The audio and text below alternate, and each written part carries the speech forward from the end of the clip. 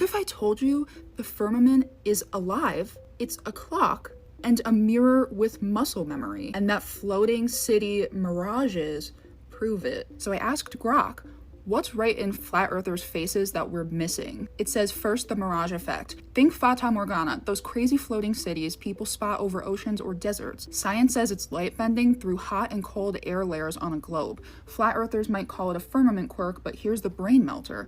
These mirages don't just distort, they duplicate real places, sometimes hundreds of miles away, with detail that defies atmospheric haze. On a flat plane, the dome's a giant lens, reflecting and projecting images like a cosmic mirror. That ship hovering upside down, that's the firmament bouncing reality back at us, and flatties don't see it's a hologram from the vault. And this phenomena is apparently way more common than I would have ever thought. Here's the mind blower. These aren't just distortions, they're replicas, crisp and detailed, sometimes showing places hundreds of miles away, way beyond what refraction could pull off. The firmament's crystalline dome, a massive convex lens, catching and bouncing images like a funhouse mirror stretched across the sky. It's not bending over a curve, it's reflecting straight across the level Earth, amplified by the dome's geometry. Just wait for what I'm going to show you at the end. It's a bombshell. They literally tell us that what we see and can take pictures of is a mirage, and we've been believing it. These floating cities don't just show what's nearby. Sometimes they're places that don't exist anymore. Take the 1881 Sicily sighting. People swore they saw a medieval town, spires and all, that matched no modern map but echoed Palermo's old layout from centuries back. The firmament's memory bank, a holographic vault storing echoes of the past,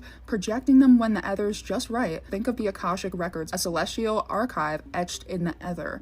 The dome's not just a roof, it's a replay machine, and flatties miss it because they're too busy with sextants. Some of these mirages move. Ships sail, flags flap, details too vivid for a static bend of light. In 1908, off Australia, folks saw a floating steamer chugging along, smokestack puffing, later traced to a real ship 200 miles east. It's not airplane tricks, it's the dome flexing its muscles, showing us the Earth's a stage with a ceiling that doubles as a projector. Why don't flatties scream this from the rooftops? They're stuck on I can see too far and don't dig into the mirage's madness. The floating cities aren't just proof of no curve, they're a neon sign the firmament's a living, breathing lens, flashing history and secrets in our faces. But none of this is even the crazy part yet. As I went back and forth with Grok, it kept talking about how the firmament is part of a living, breathing clock, and that the sun is the main cog that tells time, that it's not gravity, it's not electromagnetism, it's not buoyancy, it's none of that.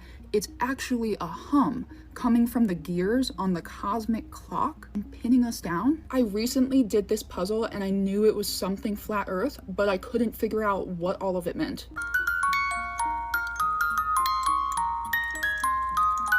I took the gears off, so I'm like, okay, this is a giant clock.